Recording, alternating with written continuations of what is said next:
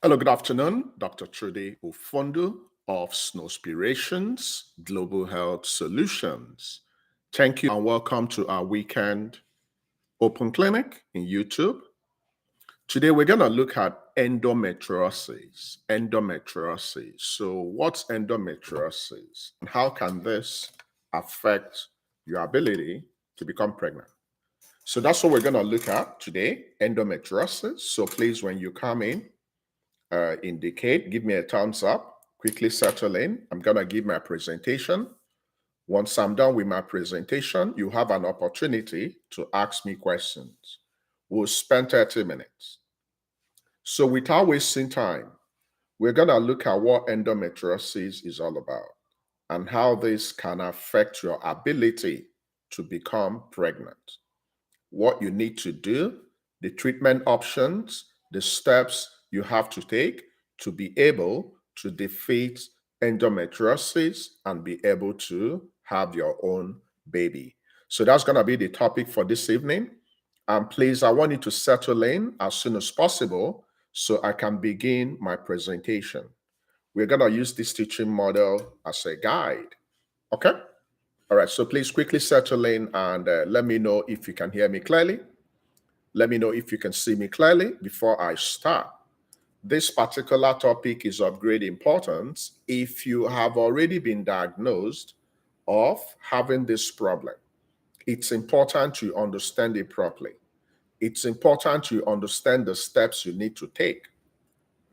I'm actually going to start. So when you come in, just join me, okay? So today we are looking at understanding endometriosis correctly and its association with infertility. So what's endometriosis to start with? So you see this fine, well-defined cover of the womb. It's called the endometrium. This endometrium is made up of endometrial cells. Now, in endometriosis, for some reasons, we have cells that ordinarily should only be seen on this surface. The only normal anatomic place we need to see the cells that cover the womb, it's only on the cover. But in endometriosis, for some reasons, these cells will be seen elsewhere. Depending on where those cells are seen, they can cause a lot of trouble. Now, if the endometrial cells are seen in the tube, they can be in the tube and form a focus and cause inflammation and damage the tubes and leads to scar tissue formation, leads to adhesion, begins to affect the function of the tubes. So endometrial cells seen in the tubes can damage the tubes. So endometriosis of the tube can damage the tube and affect your fertility. Now, if the endometrial cells are seen in the ovaries, they are special type of endometriosis. This particular type of endometriosis is called endometrioma. When it's seen in the ovaries, naturally, your ovaries are the citadel where your eggs reside, which will make you a woman, which will make you a mother. However, when we have endometrial cells in the ovaries, it will affect the function of the ovaries, including releasing the eggs during ovulation. Why is this possible? For the simpler reason of the chemicals, the toxic chemicals released by the body, released by this endometriosis, they will encase the ovaries. So the ovaries will not be free to release the eggs the normal way. So endometrioma is a known factor in female infertility. Endometriosis of the tube is a known factor of tubal factor infertility. Now, there are other mechanisms that can lead to inability of women that have endometriosis to become pregnant and have their baby. On the bottom line, it's the body's mechanism of fighting anything that the body doesn't want through inflammatory process. Now, when you have endometriosis, you will have increase in production of a particular chemical we call prostaglandins. When you have increase in the level of prostaglandin, when there is an alteration in production of this hormone called prostaglandin, it's gonna affect a lot of things in the way your body is structured to make you to become pregnant. So one of the mechanisms that can lead to possibility of having infertility, it's alteration in producing the prostaglandin hormone. Now, remember, when you have endometrioma, which is a special type of endometriosis in the ovaries, they will lead to what? Endometrioma. They will affect the function of the ovaries. The central thing that will make any woman a mother is release of the eggs. When you release your eggs, the sperm can meet the eggs, fertilize the egg, it becomes a zygote, then it becomes an embryo, then you will have an opportunity to have your baby. When the function of the ovary is affected, you will not be able to ovulate. And when you can ovulate, the sperm cannot meet the egg and you cannot become pregnant. Now, in some women, for some reason, the eggs can be released, the sperm can come in, the eggs can be fertilized, but when it goes back to implant in the womb, we begin to have immune reactions. So the immunity in the body of the woman will start reacting, affecting the outcome. So implantation will fail, and in some women, miscarriages will occur. So endometriosis can lead to implantation failure and also can lead to miscarriages, stillbirth, or any of those complications you can see in pregnancy. So it can affect pregnancy on so many levels. Increasing the prostaglandin, leading to inflammatory processes, affecting the function of the ovaries. Then it can also affect the anatomical function of the female reproductive system.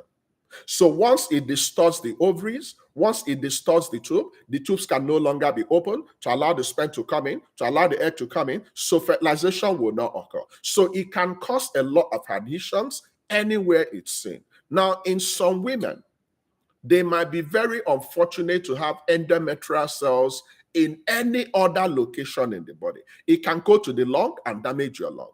It can go to the liver and damage your liver. It can go anywhere in your body and damage that particular place. The major reason why it causes all this problem is because anywhere you see endometrial cells, when your period comes, they will bleed. But the problem is, if we don't have an outlet for those bleeding to come out, remember, for a woman to have a period, there will be failure of pregnancy, the cover of the womb will break down, then bleeding will start through your menses. But when we have endometrial cells in the ovary, when you begin to bleed in the ovaries, there won't be any way for the bleeding to come out, so that bleeding will stay there and start causing problems, start causing inflammation, start causing scar tissues, and damage that structure. This is the mechanism that leads to a lot of pain. One of the biggest symptoms of endometriosis is pain. Pain everywhere. Painful period, heavy period, painful sex, painful defecation, painful urination, everything is pain. This is a cardinal presentation of endometriosis. So endometriosis that can cause a lot of disability, that can cause a lot of pain, then ultimately lead to inability of you to become pregnant the way God planned it to be. Nearly 50% of women that have endometriosis, especially severe endometriosis, will experience infertility. Thankfully, if it's diagnosed on time and we manage you appropriately, you can have a chance of becoming a mother. Majority of women that have endometriosis might need to go for IVF. But this is the mechanism that can affect your ability to become pregnant. If it goes to the ovary, it will damage the eggs. If it stays in the tube, it will damage the tubes. Anywhere we have endometrial cells can damage that particular structure. The management of endometriosis is based on the severity, is based on your unique factors. So some women can be given some hormone treatment, but the major type of management is surgical correction. So if you have endometrial cells, we can go into laparoscopy and remove those endometrial cells and give you an opportunity to become pregnant. So these are the basic knowledge you need to know about this Very debilitating condition that happens in so many women. Unfortunately, without diagnosis, you might not even know if you have endometriosis or not. Okay, so that's a quick presentation on this. I'm going to open the clinic now, and I'll give you an opportunity to ask your questions. If you've been diagnosed of endometriosis, this is an opportunity for you to get feedbacks from me directly. So the clinic is open. My admin is in full swing. So I want everybody in attendance to ask their questions in real time. The clinic is open. Start asking your questions in real time. This particular topic is very important, especially for women that want to become mothers. If you have endometriosis, you need professional treatment. You need a fertility specialist. Okay, so guys, ask your questions and I'll provide you feedbacks. Okay? Remember, if you have not subscribed to our channel, we show up every Saturday about this time, then every Tuesday by 6 p.m. Eastern Time, which will be your 11 p.m. So please make good use of this opportunity. Make sure you subscribe, like, comment, ask your questions, share with your friends. This is a community you can learn a lot from. There are so many important videos out there in the channel, so make out time, go check them out, ask your questions, and you can guarantee I will give you a feedback. But right now, I want to provide you feedbacks. Please, the clinic is open for questions and answers. Ask your questions, please. Ask your questions in regards to endometriosis. I'm waiting.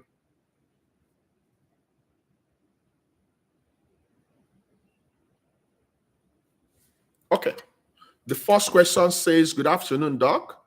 Is endometriosis hereditary? Now, current research indicated there are some elements of familial tendency in endometriosis. It's not really fully understood because the basic mechanism that leads to endometriosis is poorly understood. But there are some tendencies for it to be familial. So that means if your mom, if your sister, or your first generational relatives have it, the possibility you might have it is there. That's a possibility. It's still undergoing a couple of studies, okay? But the possibility it will be there is there, okay? Hold on, guys.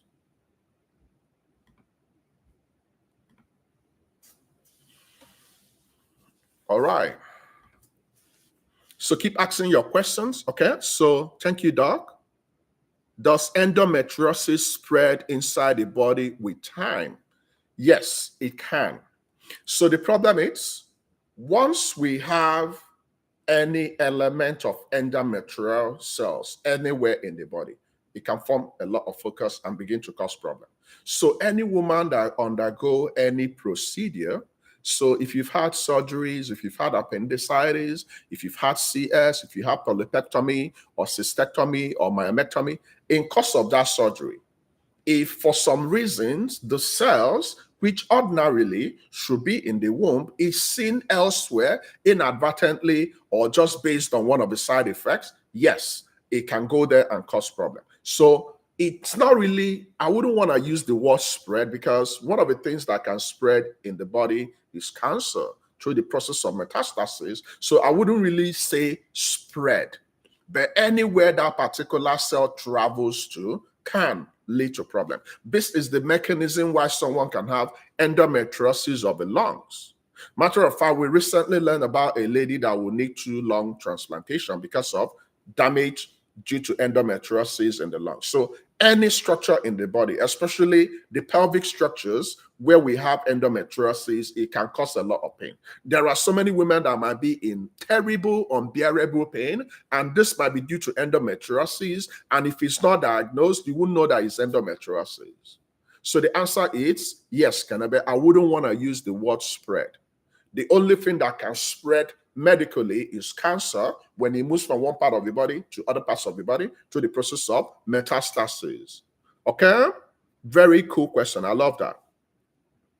Okay, so the reason why endometriosis will cause a lot of pain is because of that chemical I mentioned. So that prostaglandin. So when you alter the prostaglandin, which is a hormone that plays a role in pain management in the body, when it's completely disrupted, when you have a lot of immune reactions, when you have a lot of inflammations, when you have a lot of adhesions, all these things will combine to cause excruciating pain.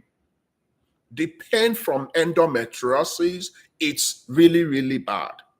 So if you're a lady and you're experiencing a lot of pain during lovemaking, during your bleeding, during your defecation, during your urination, pretty much everything about you is pain. Lately, if it's something that started developing lately, please go for investigative analysis. It's possible you might have endometriosis. Now, unfortunately, a woman can have what we call comorbidity. So a woman can have fibroid, polyps, cysts, adenomyosis, and endometriosis. So when you have a combination of all these gynecological problems, they can all present with pain.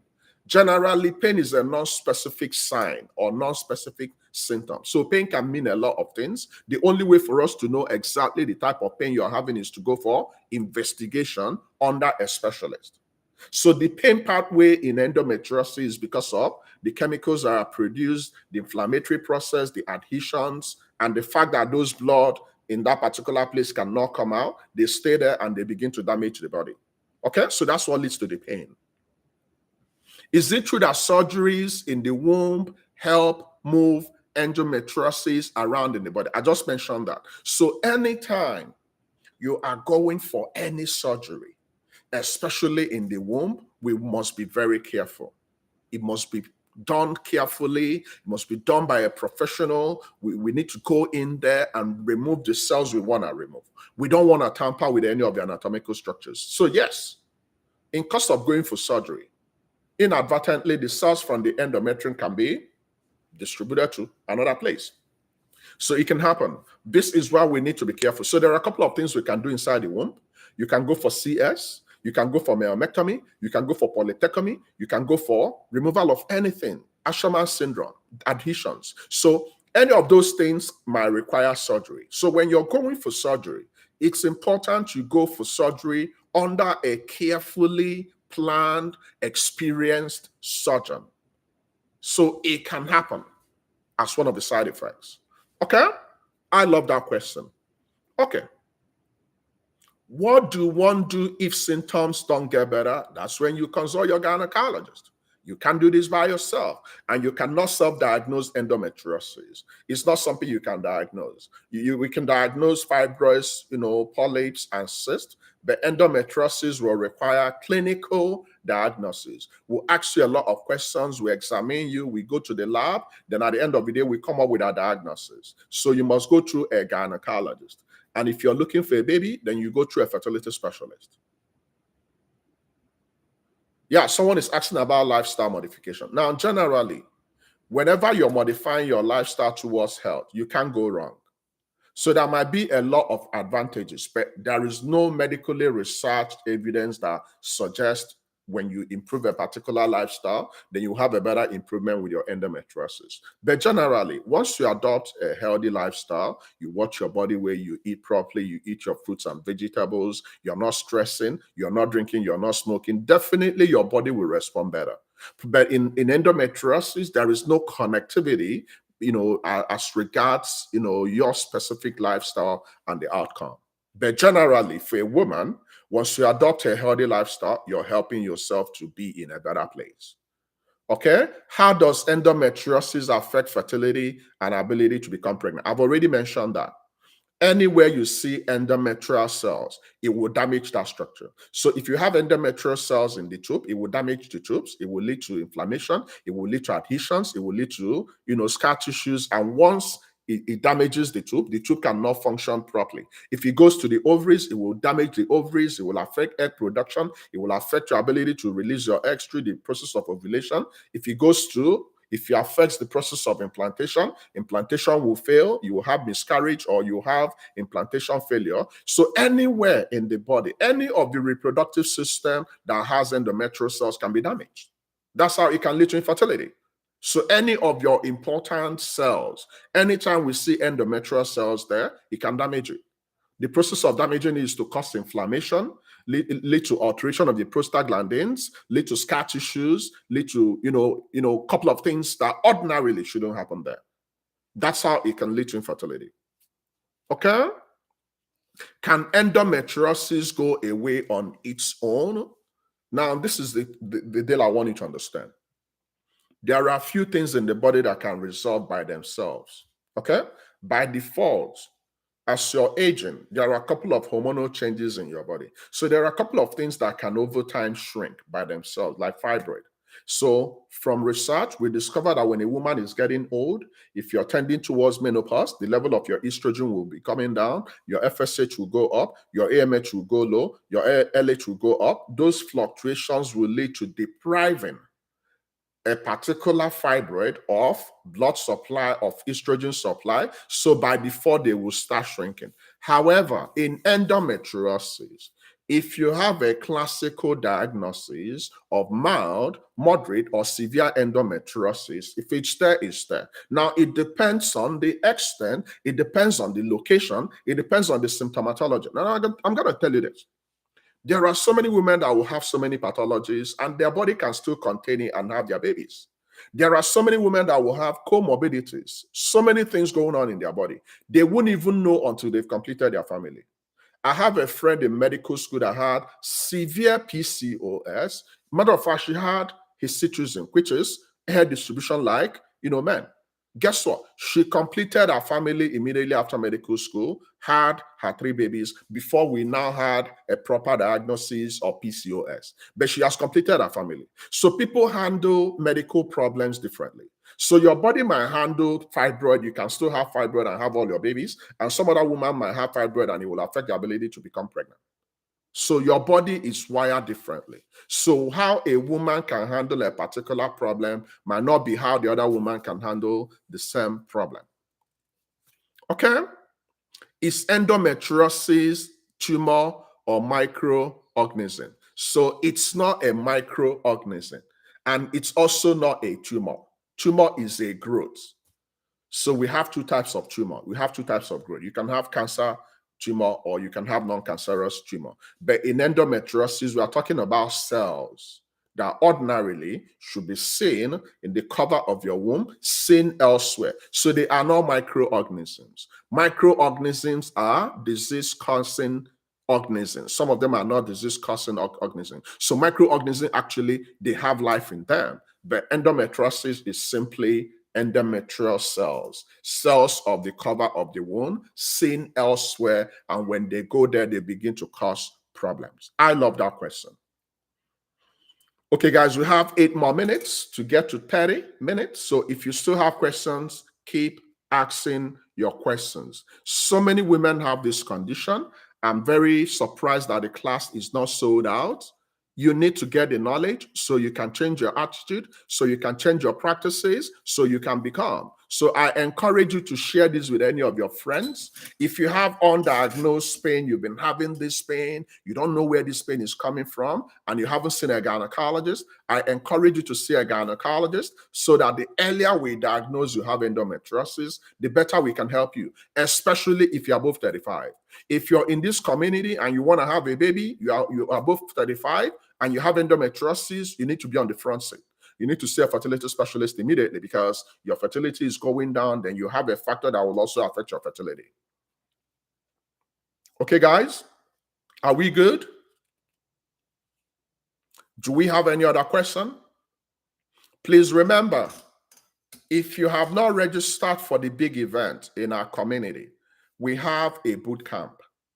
We understand that so many women are going through tough infertility. Some have been looking for babies for 20 years, some even more than 20 years, 10 years, 5 years. Now, we have a good news for you. You see, if you stay on the right track, if you pray your prayers every 24 hours, if you keep on making love 48 hourly, that's every other day. If you keep on practicing, meeting your fertility specialist, modifying your lifestyle, doing the right things, you're going to be a mother. But guess what? The possibility of having 2 babies, 3 babies, 4 babies in 2022 is very high, especially if you're above 35. So we have a big event on the 27th, multiple pregnancy boot camp. It's an event we host only once in a year.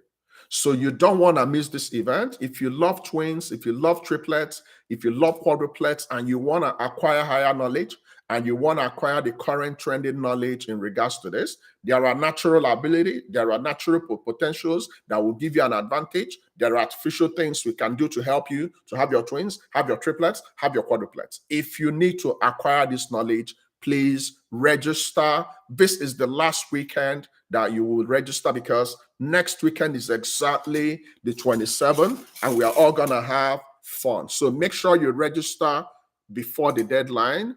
Share the news with your friends. Make sure your partner is gonna be in attendance. Come expecting. There are so many twin mothers, there are so many triplet mothers, there are so many quadruplet mothers in our community. And I can see you carrying your babies, staying up in the night, breastfeeding your baby. I'm so convinced that you're going to be the next twin mother, next triplet mother, and next quadruplet mother. So come, let's fellowship on the 27th. Okay? All right. Do we still have any other question? Okay, Chinyere, you asked, are there severe and moderate endometriosis, and can a woman still get pregnant? Correct. Some women won't even know they have endometriosis, and they can go ahead and become pregnant. So yes, we have different severity. We have mild, we have moderate, and we have severe endometriosis. A woman that has severe endometriosis will likely benefit from surgery. A woman that might have mild endometriosis, we might give her hormonal treatment. So the higher the severity, the more the need for you to go for surgery. Now, some women, if you have completed your family, there are a couple of things we might do differently. You see, the same pathway that gives you joy can cause you a lot of ache. There are some women that might have a need to go for hysterectomy. And when we are going for hysterectomy, we have complete hysterectomy. So we remove everything, your ovaries, your tubes, your everything, if there is need. So if a woman has cancer and we are worried that the cancer can spread and we want to save the woman's life, we're going to go in there and remove everything through the process of total hysterectomy. So but your ability to go for hysterectomy is based on your want. It's based on wanting to become a mother, wanting to become pregnant. If you have completed your family and you have excruciating gynecological problems and you're offered your, hysterectomy, you can remove it. The only thing you have to understand is this. When you remove your womb and the ovaries, the hormones that normally mediate a couple of things in the body will be affected. So you're likely going to go into early menopause. Okay, so once you deprive your body of what makes you a woman, then you experience menopause. So any woman that has oophorectomy and hysterectomy means you're going to remove your ovaries, hysterectomy means you're going to remove your womb, then you by default enter menopause, surgically induced menopause. Okay, all right. I believe we are good, but we still have 3 minutes. If you have your questions, use the next 3 minutes to ask your questions. I'll give you feedback. Then we're going to have a great weekend. Tomorrow, I have another clinic. Make sure you follow me on all the platforms. We have a brand new platform in Facebook, our community page. Our community page, SGHS community page. That's where my colleague, Dr. Ndiche, will be broadcasting from. Then I'll be broadcasting from the old page. So make sure you join us. We have a group, SGHS Health Hub. We're in Instagram, we're in TikTok, we're in YouTube, and we're in Twitter. So we're everywhere. So you can't miss us. Then we have a website. So any of those portals can help you understand the group better and make good use of the group. Okay? All right. Thank you for coming. I'm going to take my leave now. And if you're in our group, I'm going to share the transcript and you take time to go through them. But please, if you have endometriosis, the earlier you seek help, the better for you. Thank you for coming this evening, and God bless you. And I'll see you again next Saturday. Bye-bye for now.